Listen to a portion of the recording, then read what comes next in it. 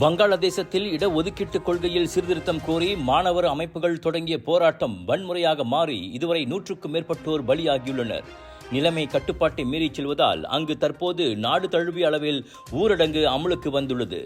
செவ்வாய்க்கிழமை வெடித்த வன்முறையை கட்டுப்படுத்த தலைநகர் டாக்காவில் உள்ள பொது இடங்களிலும் பிற முக்கிய நகரங்களிலும் ராணுவம் குவிக்கப்பட்டுள்ளது.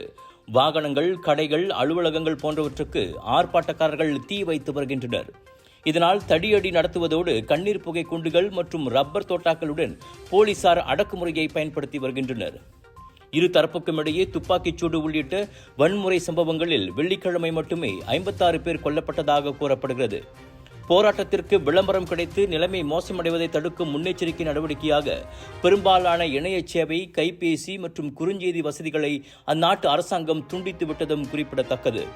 இவ்வேளையில் அந்நாட்டில் பயிலும் மலேசிய மாணவர்களின் பாதுகாப்பு கருதி அவர்களை டாக்காவில் உள்ள மலேசிய தூதரகத்திற்கு இடமாற்றம் செய்யும் நடவடிக்கையில் பிஸ்மா புத்ரா இறங்கியுள்ளது.